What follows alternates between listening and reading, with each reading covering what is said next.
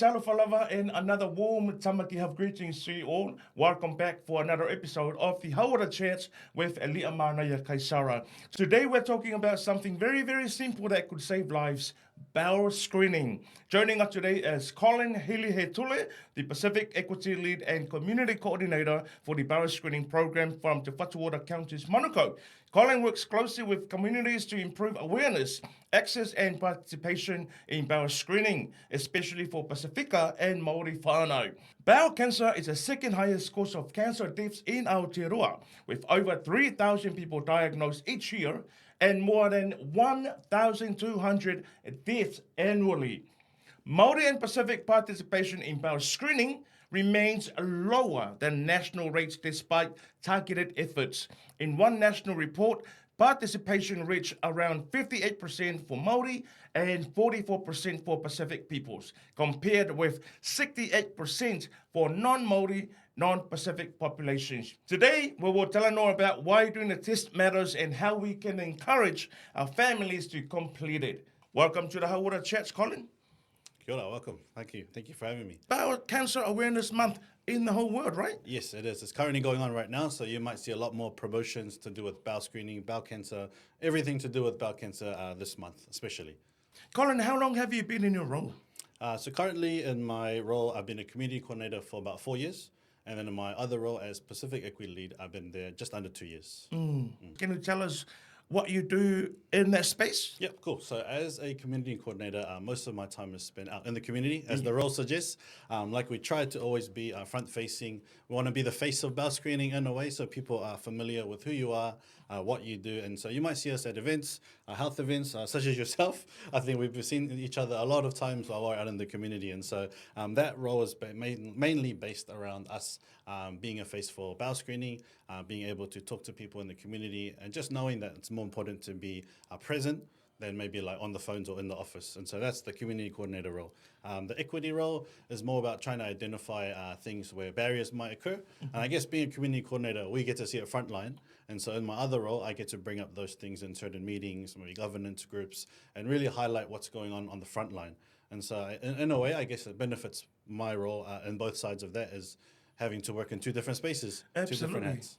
So one day you were at the office, the next day you were out in the community, or you're at the church, and then next minute you're sitting in a governance meeting. So I was sitting in a group of people talking about what are the barriers, and so highlighting them is definitely like a joy in that space. And I mean, telling it firsthand, I think is the best and most important thing is not reading a report, is that I can say like, I was here on Saturday, and now I'm here on Wednesday in a meeting, and this is what we see on the front line. And so, yeah. But the good thing about your role is that, you work with the community, you hear their advice, their feedback, the barriers that they face, and then you can take that up to the governance or, management or those funders, the funders that funds the program. Yeah, definitely. So getting frontline information, I guess with most workspaces, you want to create with the community, and that's also including like feedback that you get from the community. So we want to make sure that there is a line from us directly into the spaces that need it. So hopefully, if I'm doing my job correctly and doing it right, then that's what the changes we can see over time.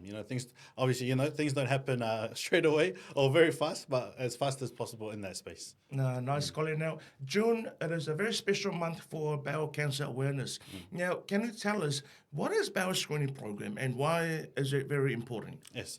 So the bowel screening program is a government-funded program. So it's a free program. It's for people mainly aged between 58 to 74 across the country. And so in most places around Auckland. And it is a test that's sent straight to your home, and you do it at home. And what we're trying to find is traces of blood in your stool, so inside your poo. And that's what we can see. That could be early warning signs of bowel cancer, and also just a chance for us to get a closer look after we've identified those things. And so that's why that's how the test works. And also the importance of it is to find it early. I think that's the main thing, is finding early stages or early signs and getting it taken care of nice and early helps us to not get it down the line. I mentioned in the intro, Kollin, that Māori and Pacifica rates in doing bowel screening tests is very low. Why do you think that is? Yeah, I think there's a number of factors. I guess first one and front of mind is always for people these days. There's a lot of things going on, politics, like cost of living, all those kind of things. But I guess when it comes down to it, for our people, sometimes it can be around us as a program engaging. Like we're trying to move away from, I guess, what we used to do 10 years ago and move more based into community work, trying to be front-facing, like I mentioned earlier. Another thing could be like education, health literacy. Instead of expecting people to understand what we put out, maybe us trying to revise what we're putting out, how we're putting it out, and really getting it into the ways and the forms that people are dealing with these days, right? And simplifying things. I think that's the main thing, is really trying to simplify a message that can be quite difficult, but trying to get it to a point where it's easy to understand for people. For our whānau that are listening in, and for those who may not know, how do people get bowel cancer? Can you share with us some symptoms? Yeah, so I guess symptoms, the common ones, most common ones that we like to tell people is blood in your stool. So if you go to the bathroom and you do your business, you look down, you see a bit of blood. Yes, blood. And so blood is like I guess we kind of get a bit shocked. Yeah. And so in a way, that is a early sign or early symptom that you need to watch out for. Others is if you're not going to the toilet on your regular schedule, if you are everyday, number 2, and then all of a sudden a week, 2 weeks go by, you don't go toilet. That can be another. Yeah, that can be an early sign. So it's one of the symptoms that could possibly lead to or be an early sign of bowel cancer. So other ones are if you have stomach pain, if you have really sharp pains in your stomach, that could be another one. Others are tired, sleepiness. So things that might seem very common, but if you look at them all together as like a range of things, then those are things that could really be highlighted.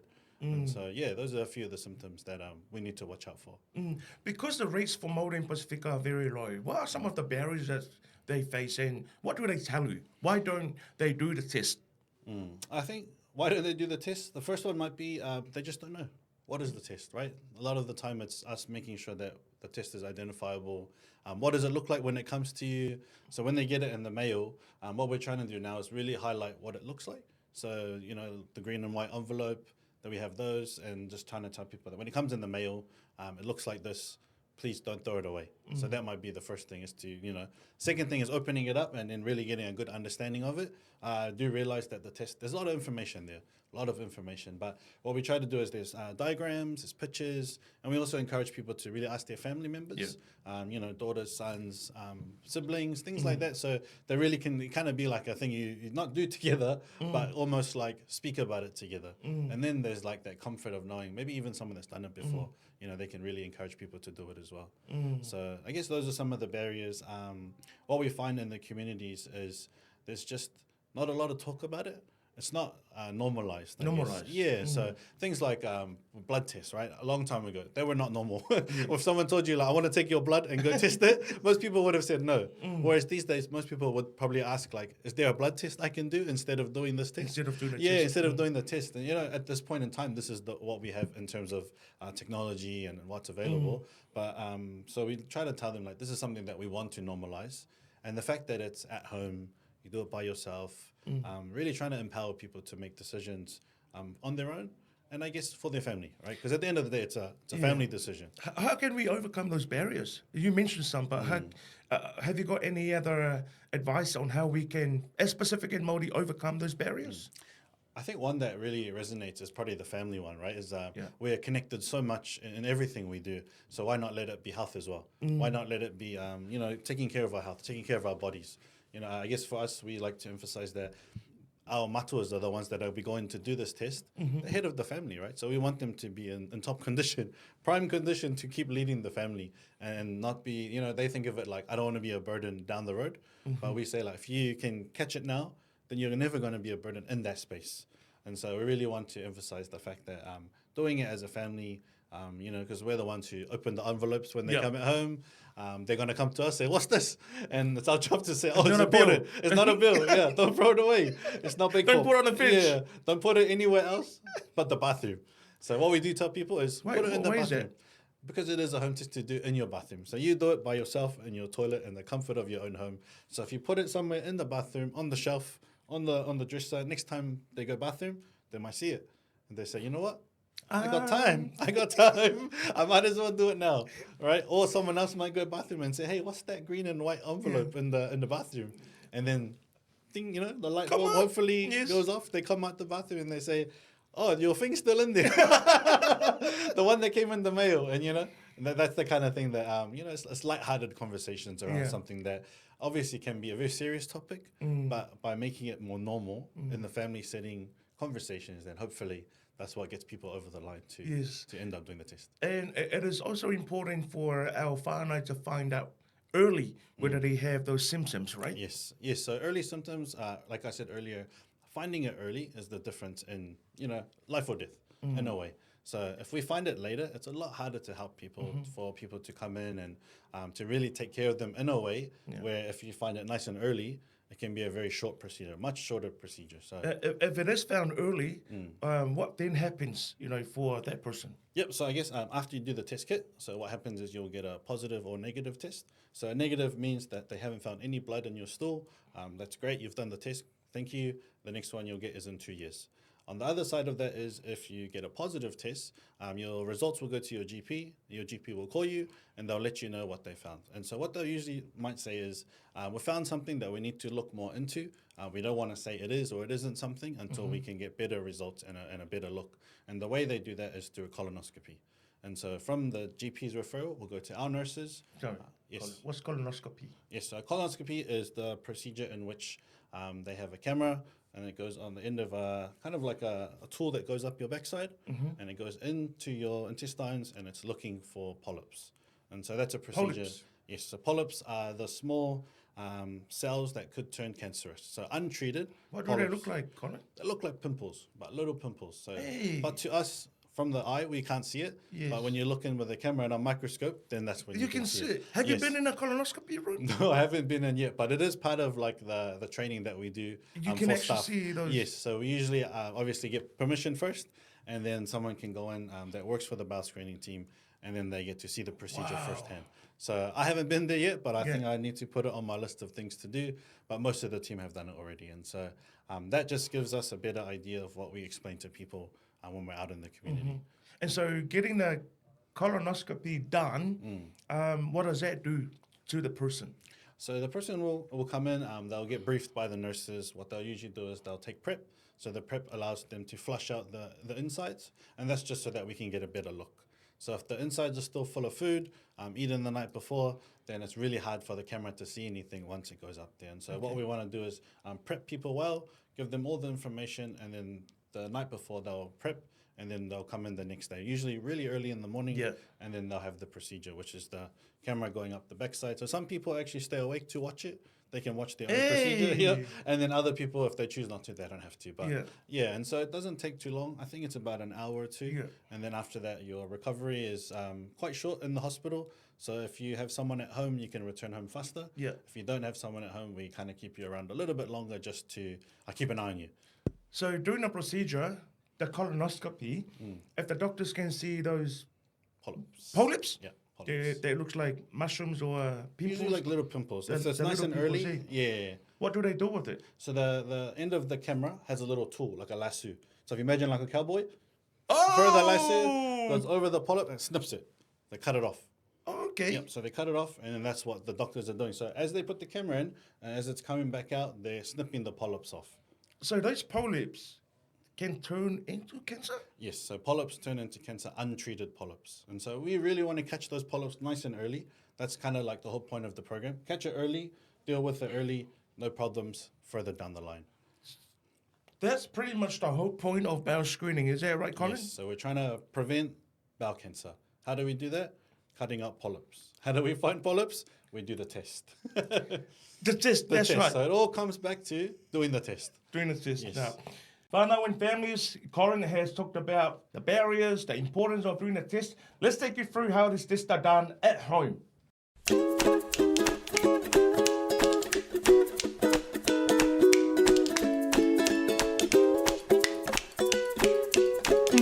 Oh, hey, Honu. How are you? I see you've received our package. That's your bowel screening test kit, or the poo test, as some like to say. We will send you a free bowel screening test kit every 2 years from the age of 60 to 74. In some areas, free bowel screening is now available to Māori and Pacific people from the age of 50 to 74. Bowel screening every 2 years can help you find bowel cancer at an early stage before it spreads. There may be no warning signs that you've got bowel cancer, so the test helps us identify whether you have it. The test is easy to do in the privacy of your own home and doesn't cost you anything, just your time. So, Hone, don't delay. Early detection could save the day. Want to give it a try? I'll talk you through it. So let's start by checking what's in the envelope. In your kit, you should receive a consent form, sample sheet, plastic tube with lid, Ziploc bag for tube, and a reply paid envelope. If anything's missing from your test kit, call 0800 924 432 for free and another kit will be sent out. Fill in the consent form. Write the date you do the test on the consent form. You will notice the form is already filled with some information about you. Please check it and complete any missing or incorrect details. Peel off one yellow barcode sticker from the consent form and stick it on the flat side of the tube. If you don't add the label to the tube, your test can't be processed. Once you've done this, put your screening test kit next to the toilet so it's ready to use when it's time to have a poo. Okay, now, the poo test. Oh wait, we should give you some privacy. Of course, that's okay. We can continue explaining. Urinate and then flush the toilet. This means you're only doing one thing at a time. Now, put some toilet paper in the toilet on top of the water so that the sample sheet can rest on top of it. Next, put the sample sheet on top of the toilet paper so the sheet lies flat. Great, you're ready for the test. Do your bowel motion, poo, on the sample sheet. Before the poo sinks, twist the lid of the tube and scrape the end of the stick over different parts of the poo until the tip is well covered. Carefully put the stick back into the tube. Push the lid down to click shut. Do not open it again. Flush poo and sample sheet down the toilet. It's safe to do this even if you have a septic tank. And remember, wash and dry your hands well. Put the tube into the Ziploc bag. Make sure the bag is well sealed. Double check you've written the correct date and year your sample was collected on the consent form. Put the Ziploc bag with the tube and consent form into the reply paid envelope and seal it.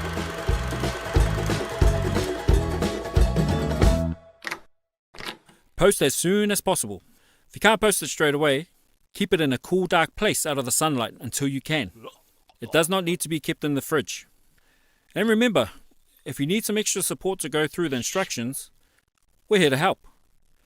Call the 800 number and we'll talk you through it and answer any questions you have. Thanks for doing the test. Easy peasy, right? Well done. Now don't worry, you will get your results within 3 weeks. You might be sent a letter in the post or contacted by a doctor or nurse.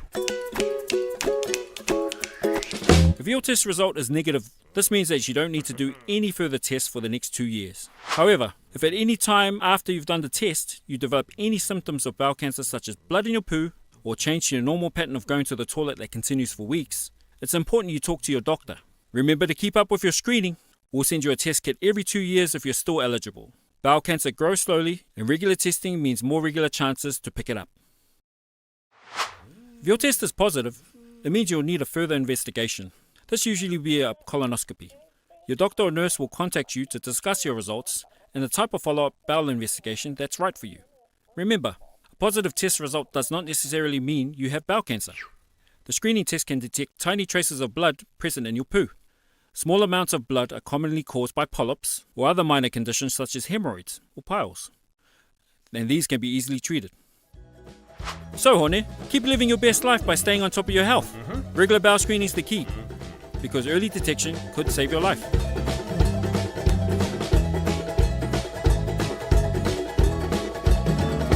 Wow, those videos are very cool, eh? Very educational, Kollin.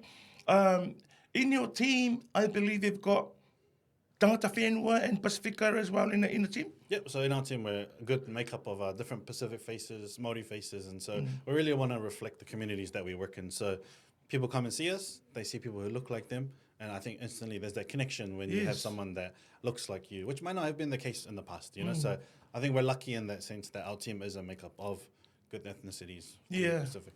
There can also be like whakama or embarrassment in talking about bowel cancer, right? Bowel screening. Yes. Yeah, so I think like a lot of it is mainly one, you're dealing with poo, right? So poo is the main thing around the test. So we know that those can be like taboo topics or things that are like I guess, culturally, like things that we just don't discuss and not into those contexts. But what we're finding is once we get into a setting of elders, matuas, like they don't have a problem with it.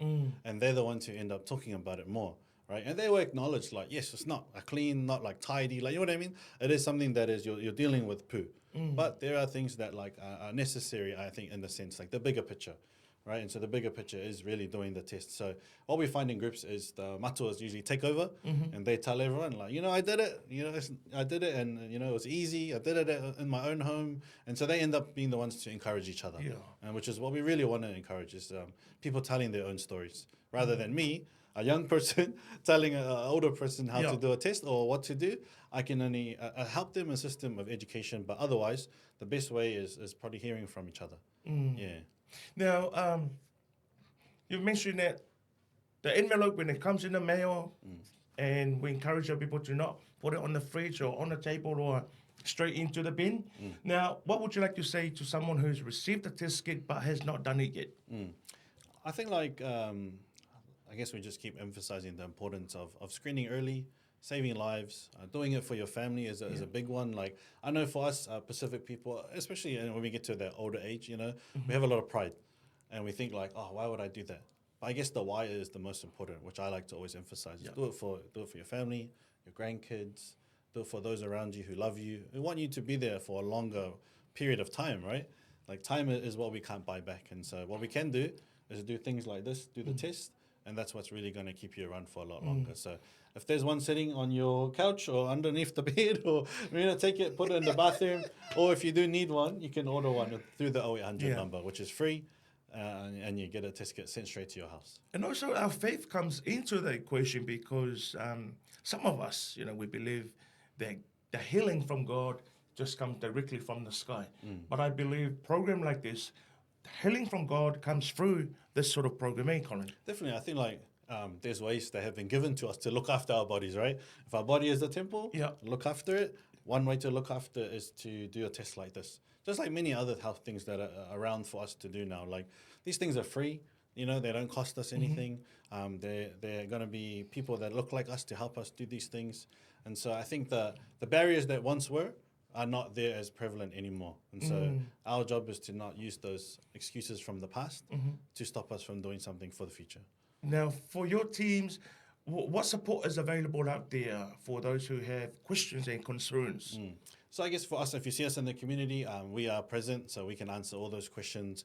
We do have an 0800 number, which any questions can be asked through that. But I think like in terms of if you have questions and you see us, come and ask us. I think that's the best way.